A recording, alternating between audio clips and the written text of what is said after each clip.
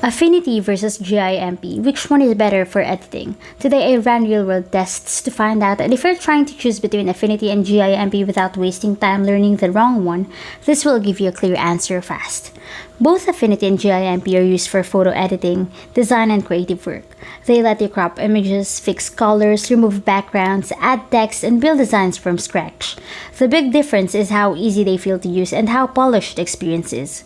Affinity is made to feel smooth and modern. When you open it, everything looks clean and well organized.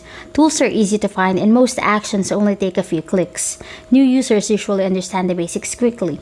Editing photos, adding layers, and fixing colors feels fast and natural. It is built for people who want to work without fighting the software. GIMP is free and very powerful, but it feels more rough. The tools are strong, but the layout can feel confusing at first. Menus are packed, and some simple tasks take more steps than expected. It can do almost anything, but learning how to do it takes time. For beginners, it can feel overwhelming. When it comes to speed, Affinity feels faster for everyday work. Opening files, switching tools, and saving projects feel smooth. GIMP can be slower, especially on older computers, and sometimes feels heavy when working on big images. Editing quality is strong in both.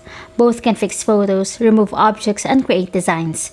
Affinity often gives cleaner results faster because tools are easier to control. GIMP can reach the same level, but it usually takes more steps and more learning. Design work is easier in Affinity. Adding text, shapes, and layouts feels simple. GIMP can do design too, but it is more focused on deep image editing than clean design flow. Price matters. Affinity is paid software, but it is usually a one-time purchase.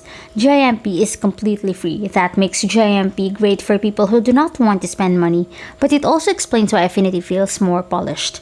Support and learning also matter. Affinity has clear guides and help built in. GIMP has lots of online help, but much of it is community-made and not always easy to follow. So which one is better for editing? If you want simple, clean, and fast editing, Affinity is the better choice. It helps you focus on creating instead of figuring out where tools are.